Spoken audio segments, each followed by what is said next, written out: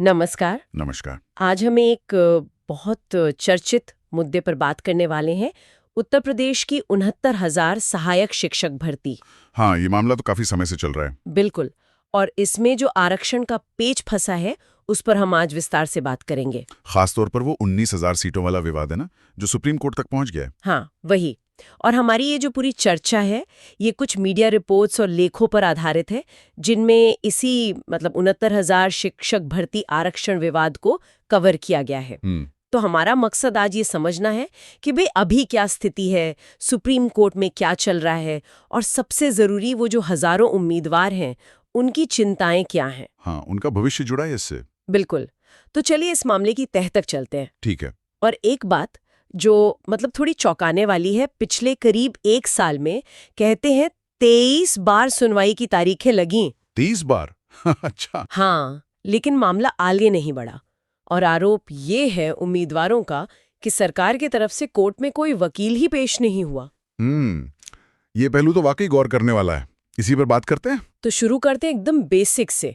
मामला है क्या आखिर? ये देखिए, उत्तर प्रदेश सरकार ने राज्य के जो सरकारी प्राइमरी और अपर प्राइमरी स्कूल हैं, जी, परिषदीय विद्यालय जिन्हें कहते हैं, हाँ बिल्कुल, उनके लिए 69,000 सहायक अध्यापकों की भर्ती निकाली थी। प्रक्रिया शुरू हुई, आगे भी बढ़ी, लेकिन फिर करीब 19,000 सीटों पर जो आरक्षण लागू किया गया, उसके तरीके पर विवाद खड़ा हो गया। अच्छा, तो विवाद आरक्षण लागू करने के तरीके पर है। जी, इसकी जड़ें इसी से जुड़ी हैं कि आरक्षण की गणना कैसी हुई, उसे लागू कैसे किया गया। आरक्षित वर्ग के कुछ उम्मीदवारों ने इस पर आपत्ति जताई। उनका क्या कहना था? क्या आपत्ति थी? उनका मानना था कि जो तय नियम हैं उनका पालन नहीं हुआ है आरक्षण देने में। और बस ये मतभेद बढ़ते गए और मामला पहुंच गया सुप्रीम कोर्ट। हाँ, 28 अक्टूबर ये तारीख तय हुई है। तो जाहिर है जो आरक्षित वर्ग के उम्मीदवार हैं, जिन्हें लगता है कि उनके साथ नाइंसाफी हुई है, वो तो इस तारीख से बहुत उम्मीद लगाए होंगे। बिल्कुल, उनके लिए ये बहुत अहम तारीख है। लेकिन ये सिर्फ एक कानूनी मामला तो है नहीं, जैसा आप कह रहे थे। नहीं, बिल्कुल नहीं। इसके सामाजिक और प्रशासनिक पहलू बहुत गहरे हैं।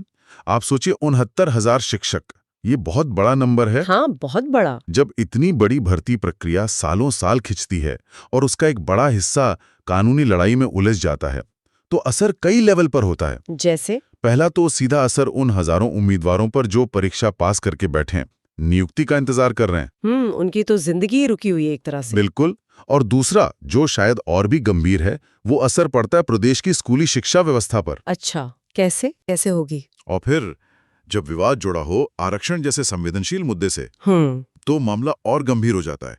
आरक्षण का मकसद क्या है? सामाजिक न्याय। जी। अब अगर उसको लागू करने के तरीके पर ही सवाल उठें और मामला सालों तक कोर्ट में लटका रहे, तो ये न सिर्फ उम्मीदवारों में बेचैनी पैदा करता है, बल्कि पूरी व्यवस्था पर भरोसे को कमजोर करता है। सही बात है। तो ऐसे मामलों में पारदर्शिता, स्पष्टता और सबसे जरूरी समय पर न्याय, ये बहुत जरूरी है। ये केस इस बात को बिल्कुल साफ दिखाता है। बिल्कुल। अच्छा, अब उस पहलू पर आते हैं जो आपने शुरू में कहा, जिसने मामले को और उलझा दिया है, ये बार-बार सुनवाई का टलना। हाँ, वो 23 तारीख वाली बात। हाँ, हमारे स्रोत यही बताते हैं, जिनमें उम्मीदवारों के बयान भी शामिल है, कि पिछले करीब 1 साल में 23 बार तारीखें पड़े। लेकिन आरोप ये है कि मामला आगे इसलिए नहीं बढ़ा क्योंकि प्रदेश सरकार की तरफ से कोई वकील सुप्रीम कोर्ट में आया ही नहीं। ये तो बहुत गंभीर आरोप है। 23 तारीखें, मतलब ये संख्या ही अपने आप में चौंकाती है। हाँ। देखिए, कोर्ट की प्रक्रिया में स्थगन होते हैं, ये सामान्य बात है, कई बार होते हैं जी। पर अगर किसी एक पक्ष की गैर मौजूदगी की वजह से वो भी बार बार सुनवाई टल रही हो, जैसा कि यहाँ आरोप है, तो ये कई सवाल खड़े करता है। क्या सवाल? क्या वजह हो सकती है? क्या कोई प्रशासनिक इच्छा शक्ति की कमी है, या कोई कोऑर्डिनेशन की दिक्कत है, या कुछ और ही बात है? ये सवाल उठते हैं। और इस बारे में उम्मीदवारों के प्रतिनिधियों का क्या कहना है? हाँ, वो सुनना भी जरूरी है। जानकारी के मुताबिक एक संगठन है, पिछड़ा दलित संयुक्त मोर्चा, जो प्रभावित उम्मीदवारों की आवाज उठा रहा है। जी। उसके प्रदेश महासचिव हैं पुष्पेंद्र सिंह जेलर। उनका कहना है कि अगर सरकार चाहे तो ये मामला एक ही सुनवाई में निपट सकता है। एक ही सुनवाई में? जैसा स्रोतों में बताया गया है। हाँ, ये जरूरी है। सरकार का इस पर आधिकारिक रुख क्या है, या इन आरोपों पर उनका क्या जवाब है, ये हमारे पास जो जानकारी है उसमें नहीं है। ठीक है। लेकिन ये जो उम्मीदवारों की सोच है, ये उनकी बढ़ती हुई हताशा और गुस्से को जरूर दिखाती है। और इसी बात की पुष्टि इसी मोर्चे की महिला सभा के प्रदेश प्रवक्ता है पूनम यादव, उन्होंने भी की है, ऐसा बताया गया है। अच्छा। उन्होंने भी यही दोहराया कि हाँ, पिछले 1 साल में 23 तारीखें लगीं, पर सरकारी वकील नहीं आए, इसलिए सुनवाई नहीं हो पाई। तो ये बात इसलिए भी ध्यान देने वाली है क्योंकि ये कोई एक आध बार की बात नहीं बताई जा रही। हाँ, एक पैटर्न जैसा लग रहा है उनके आरोपों के हिसाब से, तो लगातार गैर हाजिरी का आरोप। जी। देखिए, किसी भी कानूनी प्रक्रिया में, खासकर कोर्ट में, दोनों पक्षों का होने जरूरी है, तभी तो अदालत सारी दलीलें सुनकर कोई फैसला दे सकती है। बिल्कुल। अब अगर एक अहम पक्ष, और वो भी राज्य सरकार, बार बार नहीं आएगा, हाँ, बाधित होती है। इससे सिर्फ न्याय मिलने में देरी नहीं होती, अदालत का वक्त भी खराब होता है। और सोचिए, उन हजारों उम्मीदवारों के लिए ये कितना निराशाजनक होगा, जो सालों से इंतजार कर रहे हैं। उनकी नौकरी, उनका भविष्य, सब दांव पर लगा है। और शायद इसी निराशा की वजह से अब उन्होंने एक तरह की चेतावनी दी है। हाँ बिल्कुल, जानकारी यही है कि अब प्रभावित उम्मीदवारों ने एक अल्टीमेटम जैसा दिया है। क्या कहा है उन्होंने? उन्होंने कहा है कि अगर ये जो अगली सुनवाई है 28 अक्टूबर को, उसमें भी प्रदेश सरकार सुप्रीम कोर्ट में अपना पक्ष रखने नहीं आती है तो फिर वो मजबूर हो जाएंगे और लखनऊ में, मतलब राज्य मुख्यालय पर, धरना प्रदर्शन शुरू करेंगे। ओहो, मतलब अब मामला सड़क पर आने की नौबत आ गई है, ऐसा लग रहा है। और अगर हम इस स्थिति को थोड़ा बड़े नजरिए से देखें तो ये सिर्फ नौकरी या आरक्षण का मामला नहीं रह जाता। अच्छा, और क्या है इसमें? जब किसी भर्ती प्रक्रिया में गड़बड़ी के आरोप लगते हैं, मामला सालों कोर्ट में खिंचता है और फिर सरकार पर ही जानबूझकर देरी करने के आरोप लगने लगे, तो ये पूरी शासन व्यवस्था पर, उसकी विश्वसनीयता पर सवाल खड़े करता है। ये तो है। ये दिखाता है कि कहीं ना कहीं सिस्टम में कोई कमी है, या संवाद नहीं है, या फिर जवाबदेही की कमी है। सही कहा। आप सोचिए, वो युवा जो सालों मेहनत करके कोई परीक्षा पास करते हैं जी, उन्हें अपनी नियुक्ति के लिए सड़कों पर क्यों उतरना पड़े, प्रदर्शन क्यों करना पड़े? हाँ, ये सवाल तो बिल्कुल जायज है। ये स्थिति सरकारी भर्ती प्रक्रियाओं की पारदर्शिता पर, उनकी इफेक्टिवनेस पर गंभीर सवाल लगाती है। क्या प्रक्रियाएं बहुत जटिल हैं, बहुत धीमी हैं? क्या तालमेल की कमी है? या फिर जैसा उम्मीदवार आरोप लगा रहे हैं, क्या इसमें कहीं ना कहीं राजनीतिक इच्छा शक्ति की कमी भी है?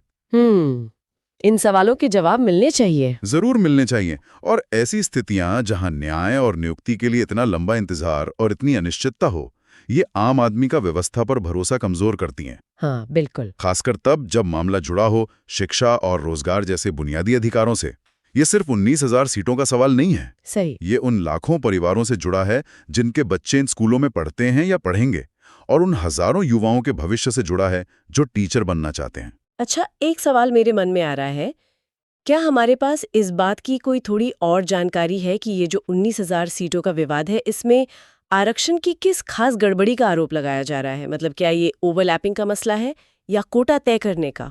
देखिए, स्रोतों में बहुत ज्यादा तकनीकी डिटेल तो नहीं दी गई है इस पर, लेकिन आमतौर पर ऐसे विवाद किस चीज से जुड़े होते हैं? किस चीज से? या तो आरक्षण की गणना के तरीके से, मतलब कि किस वर्ग को कितनी सीटें मिलनी चाहिए थीं और वो गिनती कैसे की गई, या फिर उसे लागू करने के तरीके से, जैसे कि वर्टिकल आरक्षण होता है SC, ST, OBC का, और हॉरिजॉन्टल होता है महिला, दिव्यांग वगैरह का, उनको कैसे एडजस्ट किया गया। अच्छा। अक्सर विवाद इस बात पर भी होता है कि जो आरक्षित वर्ग के मेरिट वाले उम्मीदवार थे, क्या उन्हें अनारक्षित यानी जनरल सीटों पर जगह दी गई या नहीं, जैसा कि नियम है। ओके। अब इस खास मामले में एकदम सटीक कानूनी बिंदु क्या है, ये तो शायद सुप्रीम कोर्ट के रिकॉर्ड देखने से या सरकार के स्पष्टीकरण से ही पता चलेगा। वो फिलहाल जो जानकारी उपलब्ध है उसमें पूरी तरह साफ नहीं है। लेकिन मूल बात यही है कि आरक्षित वर्ग के उम्मीदवारों का एक समूह है जो मानता है कि उन्हें नियमों के हिसाब से जितनी सीटें मिलनी चाहिए थी उतनी नहीं मिली। ठीक है, तो मतलब स्थिति काफी उलझी हुई है। तो अब तक जो हमने समझा, अगर उसे समेटें तो? हाँ, एक सार निकालें तो उत्तर प्रदेश में 69,000 सहायक शिक्षकों की भर्ती, जी, उसमें से करीब 19,000 सीटों पर आरक्षण को लेकर विवाद। बिल्कुल। मामला गया सुप्रीम कोर्ट। हाँ। पिछले 1 साल में सुनवाई के लिए 23 तारीखें लगीं, पर उम्मीदवारों का आरोप है कि सरकारी वकील पेश नहीं हुए, इसलिए सुनवाई आगे नहीं बढ़ी। ये मुख्य आरोप है। अगली और शायद बहुत महत्वपूर्ण सुनवाई 28 अक्टूबर को है। जी, जिस पर सबकी नजर है। और उम्मीदवारों ने चेतावनी दी है कि अगर इस बार भी सुनवाई नहीं हुई तो वो लखनऊ में धरना देंगे। हाँ, ये है पूरी स्थिति का निचोड़ अभी तक का। तो ये थी 69,000 शिक्षक भर्ती मामले की कहानी, खासकर आरक्षण से जुड़े उस पहलू की जो कानूनी और प्रशासनिक दांवपेच में बुरी तरह फंसा हुआ लगता है। 28 अक्टूबर की तारीख अब बहुत ही अहम हो गई है। इस पर न सिर्फ हजारों उम्मीदवारों की नजरें हैं, बल्कि शायद ये तारीख इस लंबे गतिरोध का भविष्य भी तय करेगी। बिल्कुल। और ये पूरी स्थिति जो है, ये हमें एक बुनियादी सवाल पर सोचने को मजबूर करती है। क्या सवाल? जैसा कि स्रोतों में आरोप लगाया गया है कि अगर किसी ऐसे मामले में जिसमें हजारों लोगों का सीधा हित जुड़ा हो, सरकारी पैसा लगा हो और जो शिक्षा और रोजगार जैसे अहम क्षेत्रों से जुड़ा हो जी, अगर उसमें राज्य का प्रतिनिधित्व यानी सरकार बार बार अदालत से गैर हाजिर रहती है, तो ये हमारे सिस्टम की प्राथमिकताओं के बारे में, उसके काम करने के तरीके के बारे में क्या संकेत देता है? ये सोचने वाली बात है। क्या ये किसी बड़ी प्रणालीगत समस्या की तरफ इशारा है? इस पर विचार करना बहुत जरूरी है कि भविष्य में ऐसी स्थितियों से कैसे बचा जाए, पूरी प्रक्रिया को और ज्यादा पारदर्शी, प्रभावी और जवाबदेह कैसे बनाया जाए, ताकि न्याय समय पर मिल सके। हाँ, ताकि न्याय समय पर मिले और लोगों का व्यवस्था पर भरोसा बना रहे। ये सबसे जरूरी है।